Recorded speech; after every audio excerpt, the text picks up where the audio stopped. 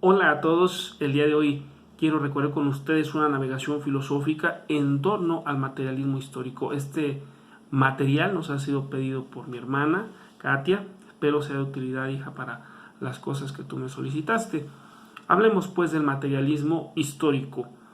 Y antes de entrar en materia propiamente, yo quiero pedirles a ustedes dos presupuestos para poder iniciar esta navegación filosófica. El primero de ellos es considerar la importancia y relevancia del materialismo histórico, no solamente como una corriente filosófica del siglo XIX, sino que su influjo, su importancia reviste tal grado que el siglo XX gira en torno precisamente al intento de consolidar o construir sociedades basadas en las propuestas filosóficas del materialismo histórico, y que todavía hasta el día de hoy en el siglo XXI muchos de los aspectos de la realidad económica y social pudieran ser sujetos de análisis a partir de las categorías del materialismo histórico. La segunda consideración es que el acercamiento que vamos a realizar es muy general.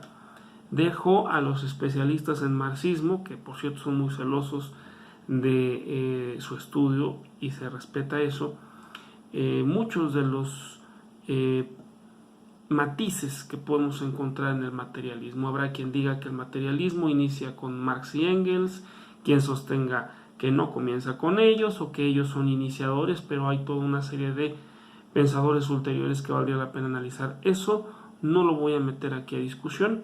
Yo me quedo el día de hoy hablando de materialismo histórico como sinónimo de marxismo. Si hay discusión en torno a ello, se lo dejo a los especialistas, reitero. Y también hablar y decir que en Marx la evolución del materialismo histórico se da como en todo filósofo, es decir, la filosofía dentro de la articulación del pensamiento, vida y obra de un pensador se va gestando, se va desarrollando paulatinamente a lo largo de su propia historia, de su propia vida. Igual que cualquier pensador del pasado, el presente y el futuro. Platón no es el mismo de la juventud al Platón de la etapa donde se va puliendo su pensamiento, al Platón de madurez, por poner un caso. Y lo mismo ocurre con Marx. A lo mejor el materialismo histórico está en ciernes, en sus primeros escritos, pero donde se va a notar de una manera perfectamente cristalizada es en los escritos de madurez, como lo es El Capital o también el Manifiesto del Partido Comunista, entre muchas otras obras ya del tiempo de madurez. Hablemos pues de materialismo histórico. Primeramente, intentar definir qué es el materialismo histórico. Aquí es donde tenemos que decir, materialismo histórico es sinónimo de marxismo. Marxismo, considerando la reflexión que conjuntamente llevan a cabo tanto Karl Marx como Friedrich Engels, y que propone esta reflexión o esta articulación teórica, filosófica, propuesta por estos dos sujetos. Primeramente es una formulación teórico-práctica, es decir, hay elementos conceptuales, pero también hay elementos que tienen que ver con la puesta en escena, la puesta en práctica de la formulación conceptual, que surge en el transcurso del siglo XIX, pero propiamente su repercusión práctica se va a notar hasta finales del XIX y principios y mediados del siglo XX. También decir que es una forma de entender la realidad, es una explicación, un intento de comprender y desde luego de explicar e intentar influir en la dinámica de la vida cotidiana,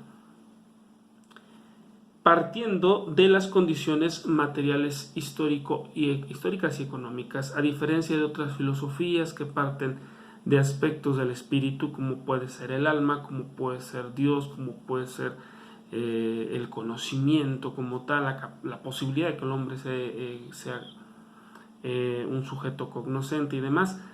A diferencia de esas filosofías, el marxismo parte de lo concreto, de la realidad material, de la realidad histórica, de la realidad de las sociedades, y a partir de ahí va formulando todo su corpus de reflexión teórica. Decir también que condujo a grandes transformaciones en el siglo XX. Los casos más sonados para análisis en la economía, en la política y en la historia han sido el caso de la URSS y el caso de Cuba. La Unión de Repúblicas Socialistas Soviéticas, que fue la configuración política que surge tras la caída de la Rusia zarista y que formalmente terminaría con la caída del muro de Berlín en el 1989, los 90. Y Cuba, que todavía al día de hoy tiene un esquema de gobierno y de dinámica social y cultural que le sonríe al comunismo, pero valdría la pena en otra ocasión analizar si realmente Cuba vive bajo el esquema de la propuesta de Marx y Engels a cabalidad. Dicho eso, hay que tomar en cuenta cuáles son los antecedentes del materialismo histórico, cuáles son las influencias o de dónde se nutre Marx para formular esta corriente de pensamiento. Hay varias, nosotros nos quedamos en esta ocasión con tres. La primera corriente de donde se nutre Marx es de Hegel. Hegel, un filósofo alemán, algunos años antes de Marx desde luego, que desarrolla una interesante reflexión filosófica en torno a la totalidad, en torno al espíritu absoluto. Marx se nutre de esta concepción filosófica de la totalidad, de análisis último de las causas de la realidad, pero de manera muy peculiar toma un elemento de la filosofía de Hegel, que es la dialéctica. La dialéctica para Hegel era un continuo devenir en la historia, en la naturaleza, de elementos de afirmación, elementos de negación de la afirmación, y como resultado de esa afirmación y negación se producía lo que se llama vida, lo que llamamos lo racional, lo real. A lo mejor cuesta un poco de trabajo entender esto. De hecho, el lenguaje de Hegel es complicado para poderlo leer, para poderlo comprender, interpretar y explicar, pero con un lenguaje un poco más religioso, que de hecho es desde el punto del que se basa Hegel para formular esta concepción de la dialéctica.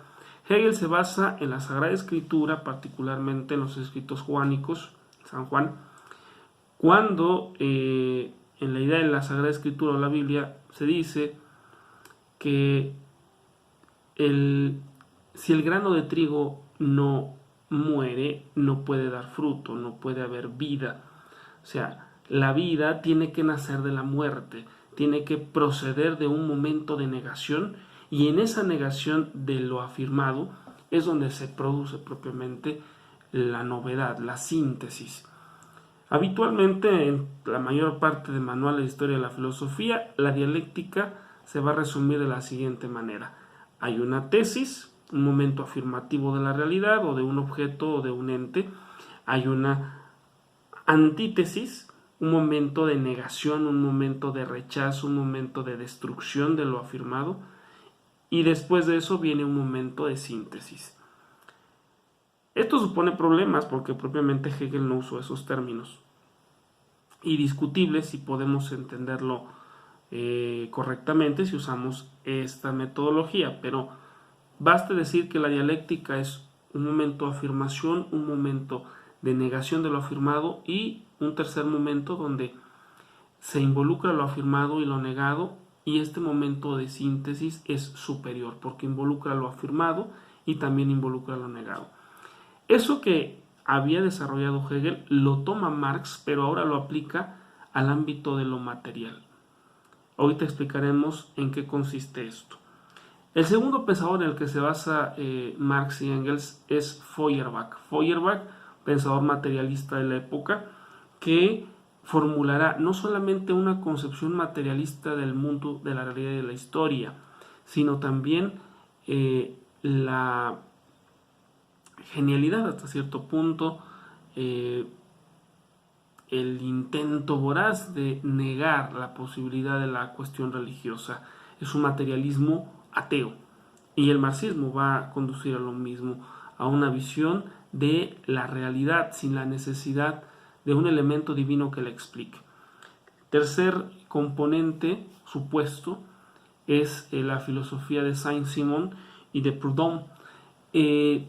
Estos autores estaban trabajando en torno a ciertas propuestas socialistas, la posibilidad de que el hombre viviera de manera más armónica, no bajo un esquema de esclavitud, sino bajo un esquema de colaboración, de fraternidad, de hermandad.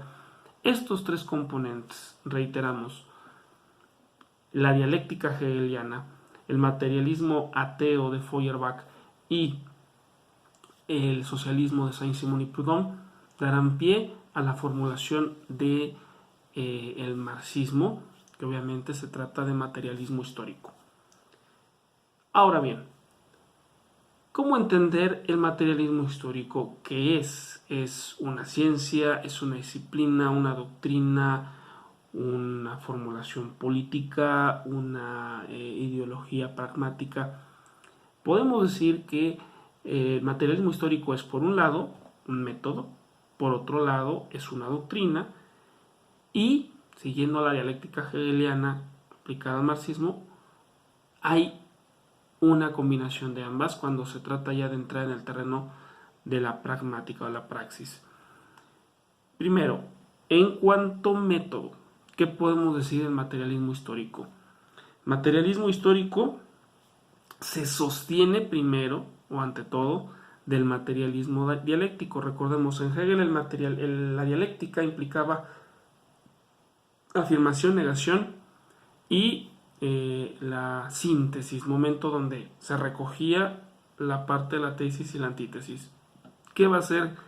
Marx va a aplicar este método, pero a la estructura de la sociedad como se ha desenvuelto en la historia. Esto es, la afirmación y la negación no es de una idea o de un absoluto o de Dios o de la naturaleza. La afirmación, la negación y la síntesis tiene que ver con la lucha de clases sociales. Siempre va a haber una clase social dominante, siempre va a haber una clase social dominada. Y en algún punto de la historia la clase dominada va a intentar sabotear, va a intentar destruir, va a intentar rebelarse contra la clase dominante. Y eso es una ley de la historia, es una ley de las condiciones materiales, según el pensamiento de Marx y Engels, y donde se aplica la dialéctica. Dialéctica donde siempre hay dominador, siempre hay dominante y siempre tiene que haber un proceso revolucionario para que los dominados sustituyan a los dominantes. En todo esto habría que cuestionarnos, y con justa razón, ¿qué es o qué tienen de diferencia el materialismo dialéctico y el materialismo histórico? ¿En qué punto se empalman, se enlazan y en qué punto se diferencian? Valdría la pena aseverar. Materialismo dialéctico será el método, será el componente filosófico del análisis de los marxistas o de Marx y Engels. El materialismo ya histórico es la aplicación de este método dialéctico al análisis de las condiciones sociales y materiales de la historia. Entonces, reiteramos, una cosa es el materialismo dialéctico como soporte filosófico de todo el análisis de los marxistas, y por otra parte el materialismo histórico ya como la aplicación de la dialéctica al análisis de las condiciones sociales e históricas de la realidad. Ahora bien, hablemos de el marxismo o el materialismo histórico como doctrina. ¿Qué nos dice? ¿En qué consiste? ¿Qué nos enseña? ¿Qué formula? ¿Qué plantea? Primeramente, el punto de partida es el mundo material. No existe, no hay lugar en el marxismo para la consideración de lo divino, del espíritu, de lo inmaterial, de lo trascendente. Lo que existe es el mundo material y no hay más. El absoluto, la naturaleza, el mundo espiritual o Dios, como queramos llamarle a ese ámbito, es única y exclusivamente un producto de la materia. Es una elaboración del cerebro del ser humano, al cual el ser humano le otorga ciertas condiciones, ciertas características, pero que al final del día no termina de ser más que una creación meramente humana. Lo que existe es la materia, lo que existe son las relaciones de producción, lo que existe es las relaciones económicas. Eso es de donde tiene que partir el análisis filosófico. Quizá discutible, pero así lo plantean estos pensadores. Y este mundo material, ¿cómo es que se va desarrollando? ¿Cómo es que se va transformando? gracias a el trabajo humano. El trabajo humano en la filosofía de Marx es uno de los componentes fundamentales de su engranaje. En torno a él gira el análisis, en torno a él se desarrolla la exigencia ética de buscar condiciones justas para el trabajador. Este trabajo se organiza a través de relaciones de producción, es decir, no solamente se trata de que Juanita o Mario realicen una actividad y produzcan un artefacto que se va a vender. El hecho de realizar algún trabajo, alguna actividad económica genera ciertas relaciones, ciertas interacciones entre seres humanos. Esas relaciones dan forma, configuración a organizaciones más complejas que se llaman modos de producción. ¿Qué es un modo de producción? Es una categoría marxista con la cual se pretende explicar todo un conjunto de elementos que se agrupan para constituir una forma de organización económica, material, de producción, de relación humana que se da en un momento de la historia. Es decir, cada historia, cada época de la historia,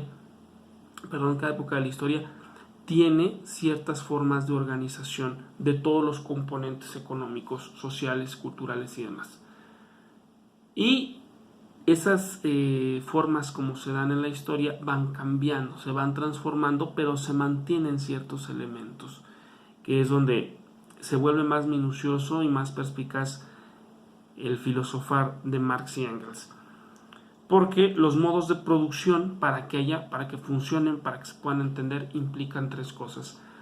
Un modo de producción implica una estructura económica, es decir, un trabajador, un conjunto de herramientas, una materia prima sobre la cual se realiza el trabajo.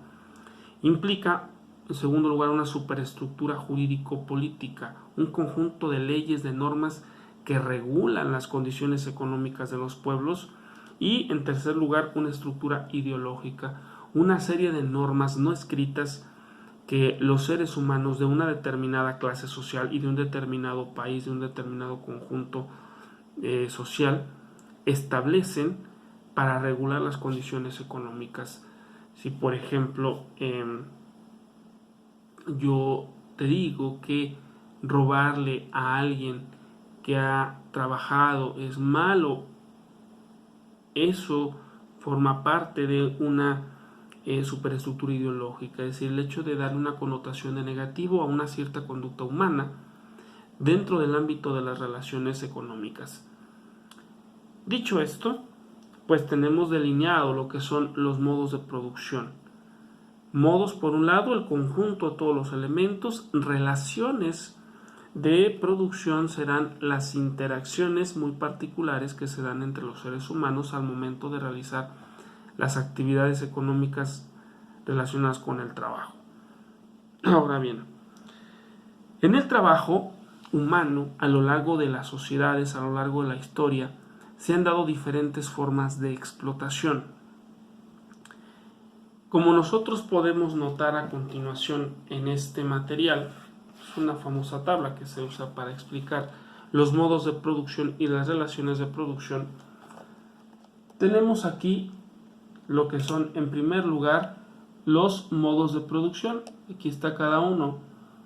Tenemos el modo del comunismo primitivo, el asiático, modo asiático de producción, el feudalismo.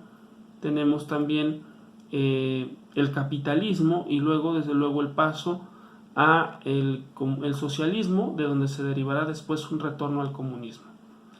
En cada uno de esos modos de producción se establecen diferentes relaciones de producción, es decir, formas de interacción entre los seres humanos dentro de toda la estructura económica. Como podrán notar, en el grueso de la gran mayoría de modos de producción hay una relación de esclavitud, hay una relación de cierto vasallaje, y en todos ellos el trabajo humano, de este lado expresado, acá está, lo dejo más cerca para que lo puedan ver si gustan detener el video y leerlo. En todas ellas lo que vamos a encontrar es, bueno, no en todas, en la gran mayoría, que se daba una situación de esclavitud. del hombre, se da una situación de explotación del hombre. ¿Por qué? Porque al hombre se le despoja, al grueso de los hombres se les despoja de el valor que se obtiene de su trabajo. Es decir, en la fabricación de un artículo, por ejemplo, este objeto, en el modo de producción asiático, pues lo que teníamos era que todos dependíamos del funcionario principal, elaborábamos los productos, él los colocaba, los vendía para satisfacer necesidades, y yo únicamente estoy en condición de elaborar los productos. A mí ni siquiera se me paga, lo que se me da es en calidad de sustento y punto. En el caso del modo de producción antiguo, donde la relación es amo y esclavo, el amo es el que tiene los medios de producción y el esclavo es el que tiene que elaborar el producto para su amo. Aunque el trabajo que se invierte es algo que yo le proporciono como trabajador, yo no soy dueño de mi trabajo. ¿Por qué? Porque el dueño de la fábrica, el dueño de la empresa en este modo de producción es el que se apropia del artículo, lo vende y obtiene de él una remuneración económica de la cual yo no me sirvo. Yo soy esclavo, él es amo. En el modo de producción feudal, si bien yo ya no soy un esclavo en el sentido estricto de la palabra, se establece una relación de vasallaje con respecto al señor feudal. El señor feudal te va a dar lo necesario para que tú vivas, tengas una porción de tierra en la cual vas a trabajar y vas a sacar lo necesario para tu sustento, bajo la condición de que de lo que saques de tu sustento es una parte, pero todo lo demás se lo tienes que retribuir al señor feudal, quien en calidad de padre y protector te da los elementos para que tú puedas subsistir y trabajes su tierra. Ejemplo, igual con el caso del vaso, yo como señor feudal le doy a un vasallo mis cosas, tú vas a poder elaborar, vas a poder trabajar, vas a poder fabricar, pero yo nada más te voy a dar oportunidad de gozar de una parte de tus beneficios, puesto que el dueño de los medios de producción soy yo, el señor feudal. Pero como soy muy caritativo, soy muy piadoso, pues yo voy a ver por ti, por tus necesidades, pero siempre y cuando cumplas con tu cuota, por decirlo de manera coloquial. En el modo de producción capitalista, lo que va a ocurrir es que el burgués, el empresario, es el que nuevamente es dueño de los medios de producción, de la empresa, de la fábrica, de la maquiladora, y tú como trabajador solo eres un asalariado. Es decir, yo le invierto mi trabajo, mi tiempo, mi empeño, mi energía, mi conocimiento a fabricar el vaso. Ok, yo fabrico esto, pero cuando se venda, ¿qué es lo que me van a dar a mí de este vaso? Pues solamente una pequeña porción que no corresponde, diría Marx, de manera justa a la cantidad de esfuerzo que yo le invertí a ese trabajo. A mí solamente me dan una miseria comparada con lo que el objeto como tal tiene de valor. Y si a eso le agregamos otro concepto que acuñarán estos pensadores, que es el fetichismo de la mercancía, donde un objeto puede tener un plusvalor, puede tener una cantidad de remuneración todavía mayor a la que requiere la producción como tal del objeto, pues entonces se da el caso de que el capitalista se apropia de ese excedente. Intento explicar esto nuevamente porque tiene mucha conexión con nuestra realidad económica e histórica actual. Producir un vestido de la marca Juanita Pérez, por pensar un caso, quizá nos cuesta 10 pesos. Si lo vendemos en 10 pesos, recuperamos. 10 pesos nos cuesta elaborarlo. 10 pesos si lo vendemos, no sacaríamos ganancia, no sacaríamos utilidad. Únicamente recuperaríamos lo que se invirtió. ¿Qué ocurre si el vestido fuera, no sé, una marca importante, digamos Zara?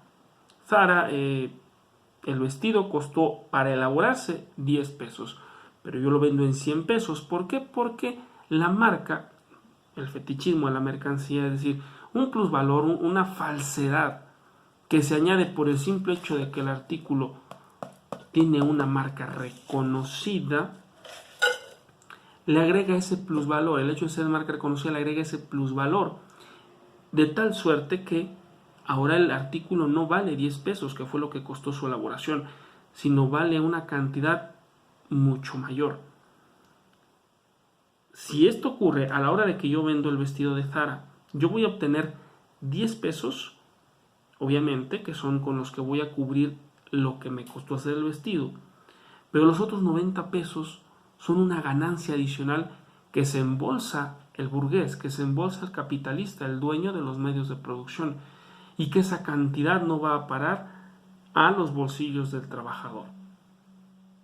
Ahí es donde viene la parte usurera, la parte injusta, la parte de explotación del sistema capitalista.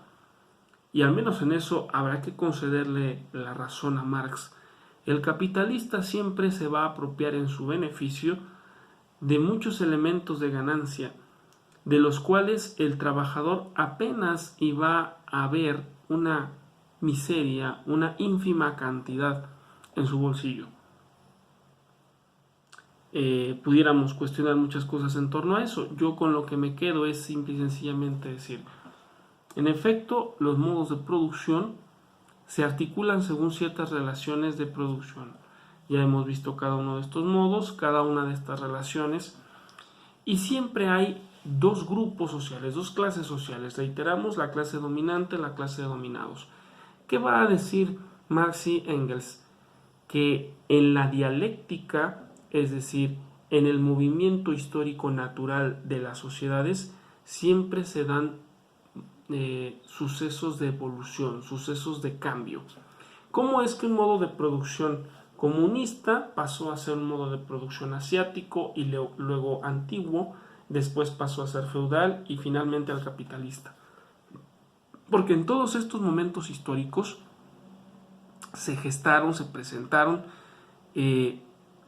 esta serie de inconsistencias que llevaron a la clase dominada a rebelarse contra la clase dominante. Aquí está la dialéctica de la historia. Y en ese sentido es donde nosotros nos interesa ahora para el estudio de cómo se conforman las sociedades del siglo XX. Porque Marx y Engels van a animar a las clases sociales que en ese entonces, en el siglo XIX, eran las que se encontraban abajo en la pirámide social, eran las dominadas, llamadas el proletariado, los trabajadores, los que formalmente llamaríamos nosotros hoy en día obreros. Ellos son la fuerza de trabajo fundamental que mueve el engranaje del sistema capitalista, pero son explotados por el capitalista, por el burgués.